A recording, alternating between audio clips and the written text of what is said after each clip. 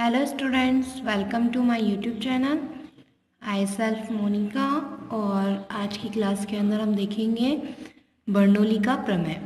ठीक है, तो हम बर्नौली का प्रमेय देखेंगे। इसमें क्या होता है कि किसी भी गतिशील तरल के लिए अगर आप देखें तो इकाई आयतन की कुल ऊर्जा जो होती है वो क्या होती है, उसकी दाब ऊर्जा, गतिज ऊर्जा 1/ρv²। ठीक है, तथा स्थितिज ऊर्जा यानी ρgh के योग के बराबर होती है।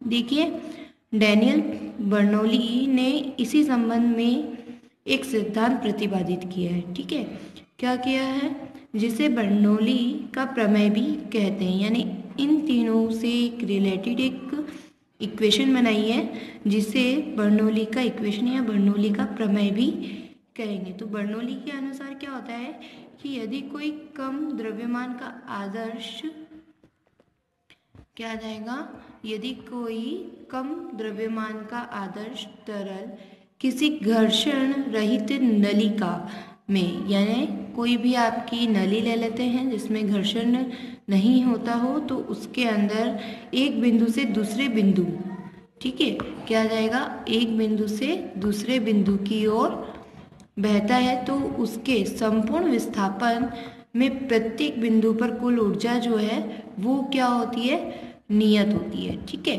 क्या हो जाएगा, आपके पास कुल ऊर्जा क्या हो जाएगी, नियत होगी। यदि कोई भी आपका द्रव्यमान, कम द्रव्यमान वाला आदर्श तरल किसी घर्षण रहित नलिका में क्या करता है, एक बिंदु से दूसरे बिंदु की ओर बहता है, तो उसके संपूर्ण विस्थापन में प्रत्येक बिंदु पर कुल ऊर्जा क्या होती है, नियत होती है। यानी आप क्या करते हैं, नली में अगर आप उसको पानी को बहाते हैं या कोई भी तरल बहता है तो उसकी जो ऊर्जा होती है वो क्या होती है, कांस्टेंट यानी नियत रहेगी। तो उसके लिए हम क्या करते हैं, उसे प्रूफ करते हैं।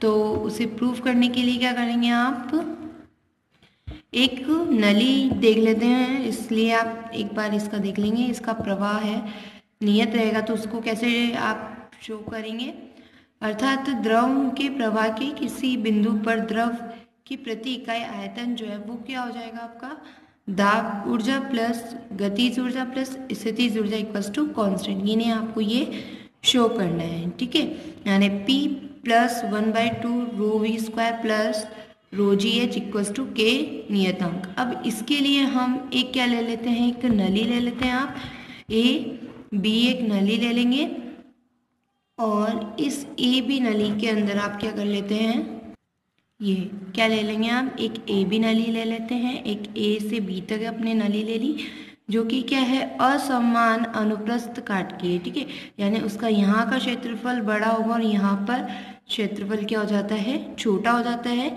जिसे नलिका के अंदर, इस नलिका के अंदर क्या कर रहे हैं हम, इस द्रव प्रवाह के विरुद्ध कोई शानबल कार्य, मतलब आपका कोई भी घर्षण नहीं हो रहा होगा, इसलिए शानबल कार्य नहीं करता है। अतः नलिका के प्रत्येक अनुप्रस्थ परिच्छेद पर द्रव प्रवाह का वेग क्या होगा, समान। जितना वेग से आपका द्रव इधर प्रवेश करेगा उतनी ही वेग से द्रव इस वाले क्षेत्र से बाहर भी निकलता है। ठीक है, अब माना क्या है कि नलिका के सिरे A तथा B पर अनुप्रस्थ परिच्छेद का क्षेत्रफल क्या हो जाएगा, क्रमशः A1, यानी यहाँ का जो क्षेत्रफल है वो कितना हो जाएगा, स्मॉल a1, और यहाँ का क्षेत्रफल क्या हो जाता है, स्मॉल a2।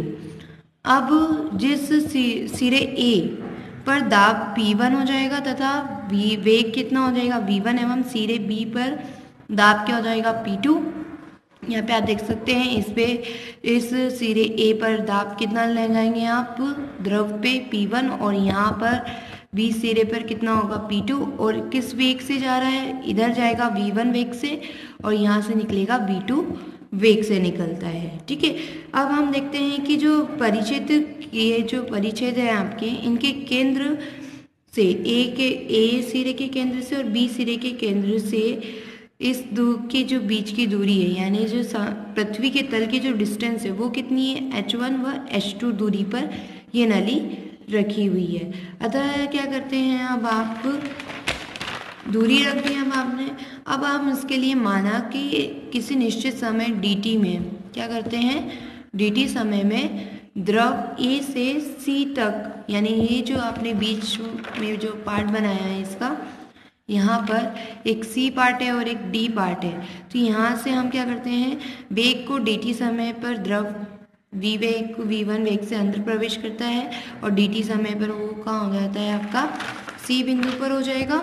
और अतः द्रव द्वारा a से dt समय में चली गई दूरी जो होगी वो क्या हो जाएगी, AC equals to v1 dt, तथा b से dt समय में चली गई दूरी, b से भी तो कुछ ना कुछ दूरी चलेगा, तो वो कितनी हो जाएगी, BD equals to v2 dt। यानी आपकी जो नली बन रही थी, ठीक है, यहाँ पर है, यहाँ देखते हैं हम आप कि यहाँ एक जो आपकी नली बन रही थी, इस नली में मैंने आपको बताया अभी जस्ट कि ये क्या है, A सिरा है और ये B सिरा है। तो यहाँ तक जब वेग v1 वेग से यहाँ C बिंदु तक आया, तो आया है तो वापस निकलेगा भी से, और निकलेगा तो यहाँ D से B बिंदु से निकलेगा, तो यहाँ तक की जो डिस्टेंस है वो कितनी हो जाएगी, v2 dt हो जाएगी। अतः A पर दाब P1 द्वारा किया गया कार्य कितना हो जाएगा, बल इंटू दूरी।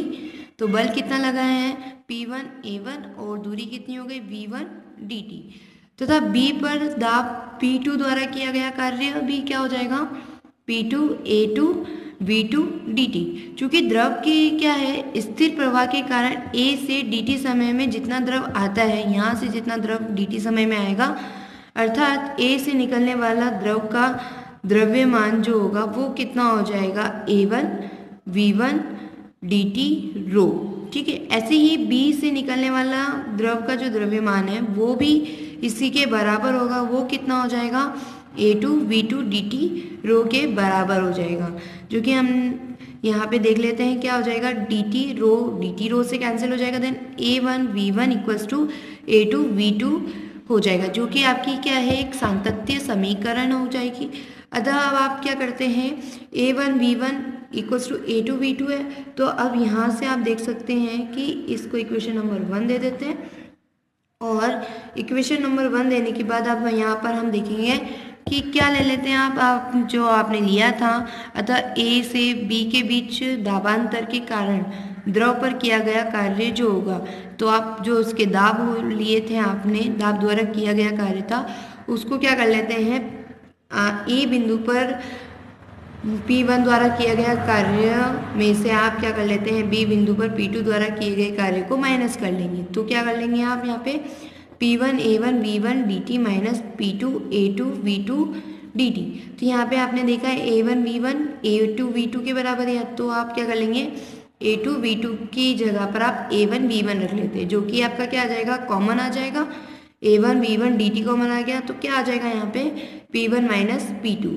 ये इक्वेशन नंबर आ गई आपकी 2, यानी आपने दाबांतर निकाल दिया है। अब हम निकालेंगे आपके क्या आ जाएगा कि A B द्रव स्तंभ पर किया गया कार्य उसकी ऊर्जा बढ़ाने में खर्च होगा, यानी वहाँ पर जो ऊर्जा होगी वो क्या हो जाएगी, कम हो जाएगी। तो उसके लिए देखते हैं हम कितना आ जाएगा, आपके पास ऊर्जा बढ़ रही है और आपका कार्य खत्म हो रहा है। ठीक है, तो आप देखते हैं अब A तथा C के बीच द्रव की स्थितिज ऊर्जा क्या हो जाएगी, स्थितिज ऊर्जा कितना आ जाएगा, A1 V1 dt रो GH1 हो जाएगा, जहाँ आपका dt समय में प्रवाहित द्रव का आयतन जो है वो कितना हो जाएगा, A1 V1 dt, ये जो है वो क्या है, dt समय में द्रव का आयतन है, और ये क्या हो जाएगा, आपकी स्थितिज ऊर्जा हो जाती है।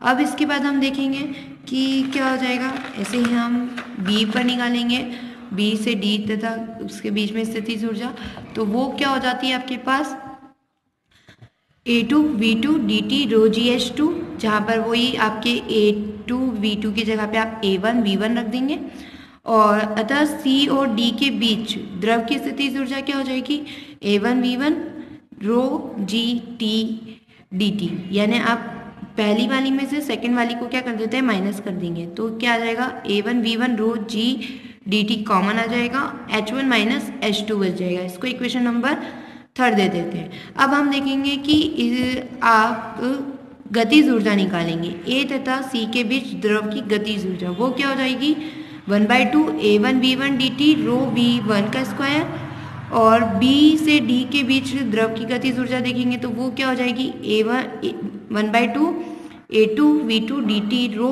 V2 का स्क्वायर हो जाता है। अब यहाँ हम देखते हैं कि वापस आप A2 V2 की जगह पे रख देंगे A1 V1, और क्या करेंगे, वापस आप फर्स्ट सेकंड वाली गतिज ऊर्जा में से फर्स्ट वाली ऊर्जा को क्या कर देते हैं, माइनस कर देंगे। तो यहाँ आपके पास क्या आ जाएगा, C और D के बीच द्रव की गतिज ऊर्जा में वृद्धि कितनी हो जाएगी, 1/2 A1 V1 रो dt V2 square minus V1 का स्क्वायर। इसको इक्वेशन नंबर 4 दे देते हैं। अब हम क्या करते हैं कि द्रव पर दाब द्वारा किया गया कार्य उसकी स्थितिज ऊर्जा तथा गतिज ऊर्जा में वृद्धि के योग के बराबर होगा, क्योंकि कार्य इक्वल्स टू उसकी ऊर्जा कुल ऊर्जा होती है। तो आप क्या करेंगे, कुल ऊर्जा स्थितिज ऊर्जा प्लस गतिज ऊर्जा कर लेंगे। तो यहाँ पे ऊर्जा संरक्षण का नियम लगाएंगे, और ऊर्जा संरक्षण के नियम के अनुसार क्या आ जाएगा, आपके पास कितना आ जाएगा, 1/2 A1 V1 रो dt V2 square minus V1 का square equals to A1 V1 dt rho G H1 minus H2 plus P1 minus P2 A1 V1 dt हो जाएगा। अब आप क्या करते हैं, A1 आपकी इस साइड भी आ रहा है और इधर भी दोनों तरफ आ रहा है, कॉमन लेकर के आप A1 V1 को हटा लेंगे। तो यहाँ पर आ जाएगा 1/2 रो dt V2 का स्क्वायर माइनस 1/2 रो, ये dt नहीं आएगा आपका, क्योंकि dt भी क्या हो जाएगा आपका, कैंसिल हो जाता है। dt भी क्या हो जाएगा आपका, यहाँ से भी, यहाँ से आप कॉमन ले लेंगे इसको, और यहाँ से भी दोनों तरफ से क्या हो जाएगा, dt कैंसिल हो जाएगा, तो आपका dt नहीं आएगा यहाँ पे, ठीक है। और dt नहीं आता है तो 1/2 रो V2 स्क्वायर माइनस 1/2 रो V1 का स्क्वायर हो जाएगा, और इक्वल्स यहाँ पे भी आप रो G को H1 से इंटू कर लेंगे, रो G H1 minus rho G को आप H2 से इंटू करेंगे तो रो G H2 plus P1 minus P2, क्योंकि ये A1 V1 dt तो पूरा कैंसिल हो जाएगा, ठीक है। अब हम क्या करेंगे, जो माइनस वाले उनको एक साइड ले लेंगे और प्लस वाले को एक साइड ले लेंगे। तो ये 1/2 रो V2 का स्क्वायर तो इधर ही रहेगा, देन P2, क्योंकि V2 2 वाले एक साइड होकर V1 वाले एक साइड हो जाएंगे। तो ये P2 माइनस में है तो इधर आएगा, प्लस में हो जाएगा P2 प्लस, ये प्लस में ही है तो 1/2 रो V2 प्लस ये रो G H2 जो है माइनस में, इधर आएगा तो प्लस में हो जाएगा रो G H2 इक्वल्स टू, ये क्या हो जाएगा आपके पास P1, यहाँ पे पॉजिटिव है, प्लस 1/2 रो V1 का स्क्वायर माइनस में है तो इधर आएगा प्लस में हो जाएगा, और प्लस रो G H1 ऑलरेडी प्लस में है तो ये क्या हो जाएगा आपके पास, दोनों ही तरफ यानी जितना प्रवेश करेगा उतने ही बाहर निकलेगा, और उनमें जो दाब और जो स्थितिज ऊर्जा गतिज ऊर्जा लगेगी वही निकलते वक्त भी उसकी दाब और गतिज ऊर्जा स्थितिज ऊर्जा रहेगी। अर्थात आप देख सकते हैं कि क्या हो जाएगा आपके पास P plus rho G H plus 1/2 rho V square equals to क्या होता है, कांस्टेंट होता है। यही क्या है आपका बर्नौली का प्रमेय को दर्शाता है, अतः इसे क्या कहते हैं आप बर्नौली का प्रमेय कहेंगे। अब यदि आप क्या कर लेते हैं कि जो आपके H यानी पृथ्वी से जो दूरी थी नली की, इसको क्या कर लेते हैं आप इस नली को पृथ्वी के बिल्कुल पास में ले लेते हैं, पृथ्वी पर ले लेते हैं, तो ये H1 H2 क्या हो जाएगा, हट जाएगा। तो आपके पास सिंपल सा फॉर्मूला रहेगा कि P plus 1/2 rho V square equals to constant, rho G H आपका स्थितिज ऊर्जा नहीं रहेगी, ठीक है। अब क्योंकि H क्या हो जाएगा, जीरो हो जाएगा, हाइट जीरो हो गई तो ये पूरा पॉइंट क्या हो जाएगा, जीरो हो जाता है, ठीक है।